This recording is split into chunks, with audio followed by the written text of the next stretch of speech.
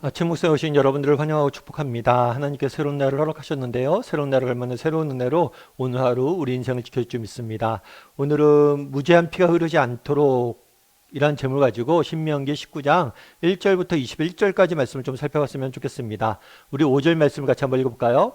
가령 사람이 그 이웃과 함께 벌목하러 삼림에 들어가서 손에 도끼를 들고 벌목하려고 찍을 때에 도끼가 자루에서 빠져 그의 이웃을 맞춰 그를 죽게 함과 같은 것이라. 이런 사람은 그 성읍 중 하나로 도피하여 생명을 보존할 것이니라. 예. 하나님은 모세를 통해서 가나안 땅에 들어가면 어떻게 살아야 되는지에 대해서 알려주고 계십니다. 그런데 가나안 땅에 들어가서 어떻게 살아야 될지 알려주면서 한 가지 당부를 해요. 그건 뭐냐면 도피성을 만들라는 거예요. 도피성. 그러면 왜 도피성을 만들라고 했을까요? 그리고 도피성은 어떤 곳일까요? 이 도피성은 살인자가 이곳에 가면 생명을 보존할 수 있는 곳이에요. 이곳으로 도망만 간다면 그 사람은 죽이지 못하는 거예요. 물론 모든 살인자가 생명을 보존하는 것은 아니에요. 도피성을 피한 다음에라도 이후에 재판 과정을 거칩니다. 재판 과정을 거쳐서 이 사람의 살인죄가 성립이 되면 이 사람은 형벌을 받게 되는 거예요. 그럼 왜 도피성을 만들려고 했을까요? 그 이유는 사적인 보복을 금하고 무제한 희생이 생기지 않게 하기 위해서요. 뭐라고요? 사적인 보복. 그러니까 개인적으로 보복을 하는 거예요. 예를 들면 그런 거겠죠. 어떤 사람이 다른 사람을 죽이거나 상해를 입힐 수 있습니다. 그럼 피해를 입잖아요. 그럼 피해 입은 사람이 어떡합니까? 억울하죠. 그래서 뭘 하기 위해요? 복수하길 원해요. 그런데 이것들 개인적으로 복수하다 보면 이 과정에서 무고한 또 피해가 생길 수 있다는 거예요. 그래서 이 과정 속에서 정말 자신이 저지른 잘못 이상의 형벌을 받지 않도록 하기 위해서 도피성을 만든 거예요. 뭐라고요? 자기가 저지른 잘못 이상의 형벌을 받지 않게 하기 위해서 도피성을 만든 거예요. 이는 법이란 것 자체가 존재하는 이유이기도 합니다. 여러분, 법이란 게 우리 사회에 존재하죠.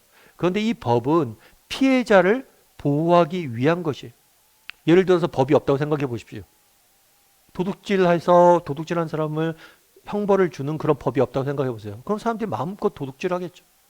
그래서 이 법은 피해자를 보호하기 위한 제도가 법이에요. 동시에 이 법이란 것은 가해자를 보호하기 위한 것이기도 해요. 왜냐하면 인간은 본질적으로 내가 받은 것만큼 돌려주지 않아요. 그것 이상을 돌려주게 돼 있습니다. 왜냐하면 인간은 약하니까. 이웃이 내게 3대를 때렸습니까? 나는 5대, 6대를 때리고 싶은 게 우리의 마음이에요. 왜냐하면 내가 받은 상처는 더 크게 느껴지기 때문에. 내가 받은 상처가 더 아프게 느껴지기 때문에 내가 받은 상처만큼 아픈 만큼 그 사람도 당해야 된다는 그런 보복 심리가 있어요. 그래서 개인에게 어떤 보복의 권한을 주어진다면 뭐가 되는 거예요? 그 가해자가 저지른 잘못 이상의 형벌을 받게 되는 거예요. 그래서 법이 존재하는 거예요. 법은 그래서 피해자를 보호하는 동시에 가해자를 보호하는 거예요. 그 사람이 저지른 잘못 이상을 뭐 하는 거예요? 형벌을 받지 않도록 하는 거겠죠. 최근에 어떤 드라마를 봤어요. 그 드라마를 봤는데 드라마 설정이 이런 거예요. 여주인공이 있어요. 근데 그 아들이 있는데 누가 교통사고로 이 아들을 죽였어요. 그런데 이 사람이 집행유예로 풀려났습니다. 그리고 진심으로 이 사람에게 사과하지 않아요. 그래서 이 여주인공이 이 남자를 죽여요. 근데 이 남자에게는 아들이 있었어요. 이 아들이 여주인공에게 다시 복수하려고 하는 거. 그렇잖아요. 나는 사랑하는 사람을 잃었어요. 그래서 내가 보복을 했어요. 어떤 면에 복수를 한 거죠. 그런데 그건 또 다른 사람에게 무고한 희생자가 또 생기는 거죠. 사실 이게 누가 잘못한 걸까요? 그 상황 자체가 문제인 거예요. 상황 자체. 그래서 뭘 하는 거예요? 법이 필요한 거예요. 법. 사적인 복수와 무고한 피를 흘리지 않기 위해서 오늘 본문에 도피성을 만들라고 이야기한 거예요. 여기 도피성이라는 제도를 통해서 하는 건 뭐냐? 무고한 피가 흐르지 않도록 사적인 보복으로 인해서 무고하게 자기가 저지른 잘못 이상의 그런 피해를 입지 않도록 보호하기 위해서 이런 도피성을 만든 것. 물론 그러면 오늘날에는 이런 도피성이 존재하지 않죠. 하지만 우리 역시 정말 그리스도인으로서 이런 도피성의 정신을 지켜야 돼. 예를 들면 그런 거겠죠. 이 땅을 살다 보면 누군가가 여러분에게 상처를 주고 피해를 입힐 때가 있어요. 물론 그럴 때는 정말 개인적으로 그들에게 똑같은 상처를 주고 피해를 주고 싶은 마음이 생기죠. 그리고 실제로 우리는 직접적으로 그들에게 똑같이 말로 복수한다거나 똑같이 피해를 입히려고 정말 하려는 경우도 있고, 그렇지 않더라도 마음속에 그 사람에 대한 분노와 미움을 품고 살아가게 되는 경우가 있는 거예요. 그런데 결국에 우리가 이렇게 마음속에 피해와 분노를 품고 살아가면 결국 어떻게 됩니까? 그 사람은 물론 우리 자신도 파괴하는 거예요. 그럼 어떻게 해야 될까요? 그럼 어떻게 해야 될까요? 기독교인의 관계에 있어서는 나와 너 둘 사이의 관계는 없습니다. 우리의 관계 속에는 중앙에 누가 있어요? 늘 하나님이 있는 것. 마치 세상에 법이 존재하는 거죠. 정말 내가 직접적으로 그 사람에게 피해를 받았어요. 입혔어요. 그래서 그들에게 보복하는 게 아니라 정말 우리의 억울함과 그런 것들 하나님 앞에 가져갈 수 있어야 돼요. 그럼 하나님께서 정말 공의로운 하나님께서 그것들을 바로잡아 주는 것. 다르게 말하면 우리에게 있는 존재한 도피성은 누구입니까? 하나님이세요. 정말 하나님 앞에 우리의 억울함을 내어드리고 또 하나님 앞에 뭘 하는 거예요? 정말 우리의 정말 억울함과 그런 것들을 내어드리면 하나님께서 우리의 마음의 회복도 주시고 모든 것들 정말 그에 합당한 잘못한 사람에 합당한 그러한 대가를 하나님께 지불하게 하시는 거예요. 그래서 늘 우리가 인간관계에 있어서 나 너가 아니라 그 사이에 하나님을 두고 생각하려는 태도가 필요합니다. 그리고 또 한 가지 중요한 게 있어요. 우리가 그리스도인으로서 그럼 어떻게 도피성의 정신을 지킬 것인가? 그건 뭐냐면 우리의 감정이 우리의 태도나 행동이 되지 않게 하는 것. 누가 정말 우리의 감정에 상처를 줄 수가 있습니다. 아니 우리에게 직접적인 피해를 줄 수가 있어요. 상처받을 수 있어요. 그런데 그걸 내가 그 감정대로 행하지 않는 거예요. 제가 그래갖고 종종 말씀드리는 예가 있죠. 그건 뭐예요? 회초리 문화죠. 우리나라는 회초리 문화가 있습니다.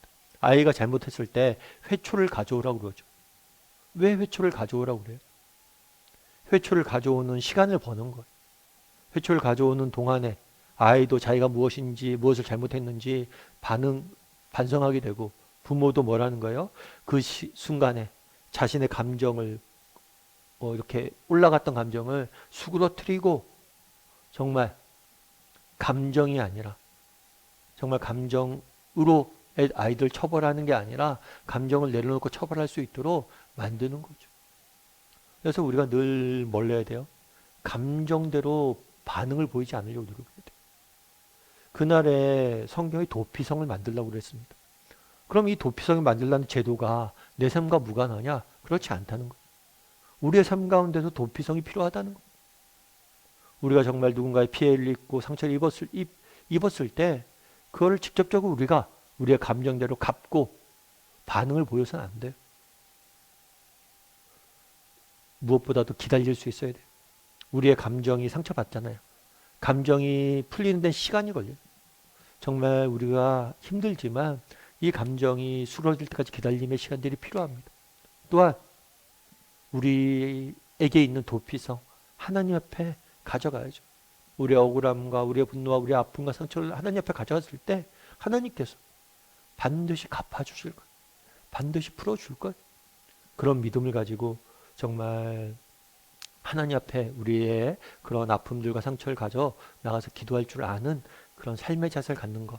그것이 바로 오늘날의 우리가 도피성의 제도가 갖는 정신을, 의미를 계승하는 것이 아닐까 싶습니다.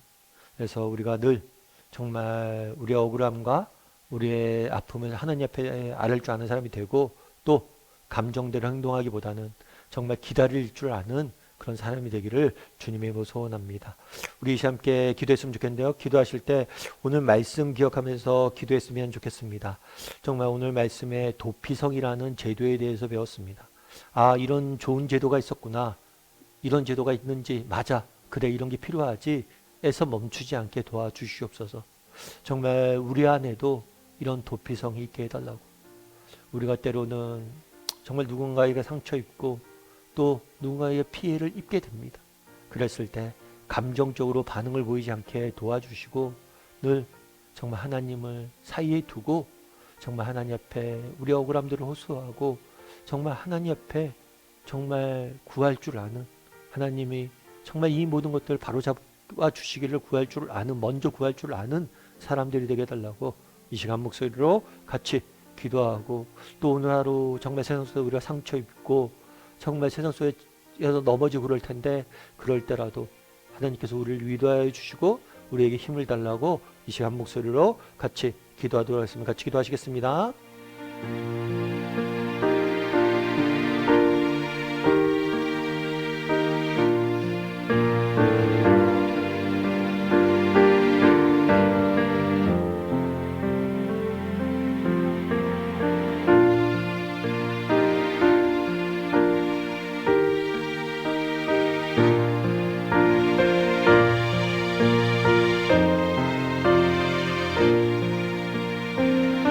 사랑의 하나님, 정말 하나님께서 도피성을 만들라 명령하신 명령을 보게 됩니다. 정말 이 도피성을 통해서 무고한 피 흘림이 없고 또 무고한 사적 보복으로 인해서 정말 우리의 삶에 파괴되는 일이 없도록 하기 위해서 하나님이 이런 제도를 만드셨을 줄 저희가 압니다. 그럼 우리에게도 정말 이런 도피성이 있게 도와주시옵소서. 정말 우리가 상처 입고 우리가 피해 입고 억울한 일을 당했을 때라도 직접적으로 그들에게 감정대로 보복하기보다는 하나님 앞에 나아가 먼저 우리 아픔과 억울함과 슬픔을 알 줄 아는 사람들이 되게 도와주시고, 또 하나님께서 그 모든 것을 바로잡아 줄 때를 기다릴 줄 아는 또 인내를 우리에게 허락하여 주시옵소서. 무엇보다도 우리의 감정이 상할 때가 많고 감정이 우리보다 더 빨리 더 많이 움직일 때가 있습니다. 하나님, 그런 감정들을 조절하게 도와주시고 정말 우리의 감정을 다스릴 줄 아는 지혜가 우리에게 있을 수 있도록 하나님 붙잡아 주시옵소서. 하나님께서 오늘도 우리 인생을 지키고 인도할 줄 믿사오며 모든 말씀 예수님의 이름으로 기도드립니다. 아멘.